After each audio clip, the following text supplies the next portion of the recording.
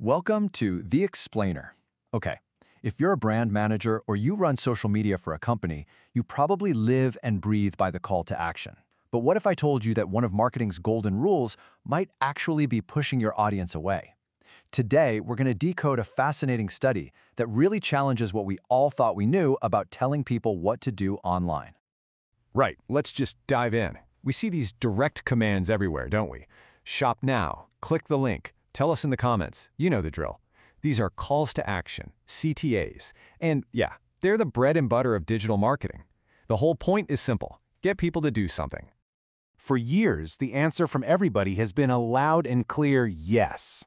But social media isn't a one-way street like some old TV ad, you know? It's a public conversation. And a massive new field study is suggesting that in this kind of environment, the answer is, surprisingly, and for a lot of brands, a definite no. And the scale of this is it's staggering. Researchers looked at over 271,000 brand posts from major fast food brands, and the result was crystal clear. Using that bossy, command-style language consistently lowered engagement. We're talking fewer likes, fewer reposts, fewer replies. Across the board, telling people what to do was doing the exact opposite of what it was supposed to. So, what gives? Why does this backfire so badly? Well, this is the really cool paradox the study found. The negative effect isn't actually about the person the brand is talking to. No, it's about that silent majority of your followers, the ones just watching the conversation from the sidelines. And this silent audience, it turns out, might just be the most important group you're not even thinking about. So let's break down who they are and why they are so critical for your brand's success. The research on this is pretty clear. In most online brand communities, these observers, people often call them lurkers, they make up the majority of your audience. Yeah, we're talking more than half. These are the folks who see your content, they read the comments, but they almost never post themselves. And this right here, this is the multi-million-dollar insight for any CMO listening. These lurkers are not just passively watching. They are just as valuable as your most active, vocal fans when it comes to their intent to buy, their chances of spreading positive word of mouth, and their loyalty to your brand. So ignoring them is literally like ignoring most of your customers. So why do these incredibly valuable observers just tune out when they see a brand using commands? Well, the answer is rooted in some really fascinating and powerful social psychology. It all comes down to a feeling every single one of us has experienced: secondhand cringe. It all starts with this idea from sociology called facework theory. The core idea is actually pretty simple. In any conversation, we're all trying to maintain our own social dignity, our face. And we instinctively try to help other people maintain theirs too. It's kind of like the unwritten rule of not being awkward. Okay, so according to this theory, direct commands are what's known as face-threatening acts. And why is that? Well, because an order inherently limits someone's freedom, their autonomy. It puts them on the spot. I mean, think about it. It can feel bossy or a bit presumptuous or just, well, weird. So when your silent audience sees your brand's account tell another user to check out our new app now, they're not thinking about the app. They're actually empathizing with the person being told what to do.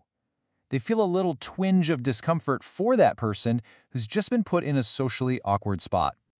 And this brings us to the main event, vicarious embarrassment. It's that secondhand cringe you feel when someone tells a really bad joke at a party, you know? That feeling that just makes you want to look away? Well, on social media, looking away is as easy as just scrolling right on by. You disengage. Okay, so does all this research mean every social media manager should just hit delete on Shop Now forever? Well, not so fast. Because like with pretty much everything in marketing, context is everything. The study found two really crucial factors that completely changed the game. So the first big factor is the topic of the conversation.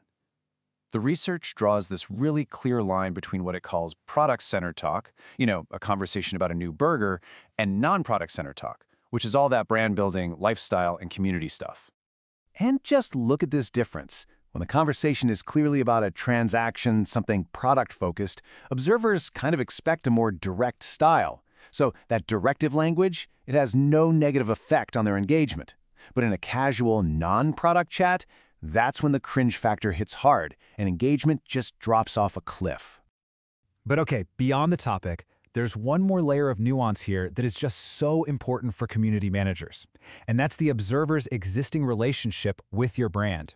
Because not all followers are created equal, right? An observer who has a weak relationship with you, like a new follower or a prospect, they expect your brand to follow the polite, unwritten rules of public conversation.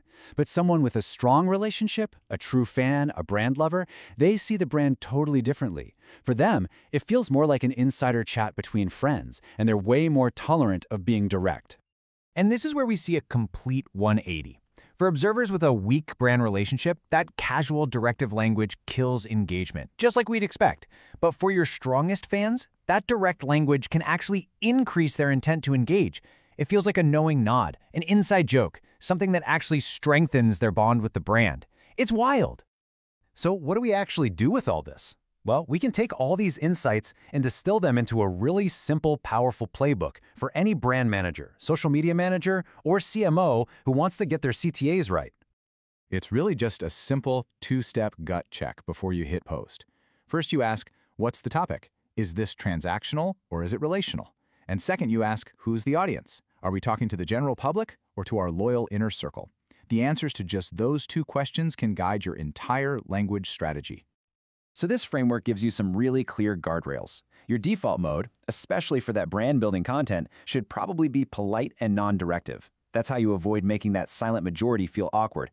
But when the conversation is clearly about a sale or you're in a dedicated fan group, you've got the green light to be much, much more direct. So the real takeaway here isn't to just stop using CTAs altogether. It's about being smarter with them.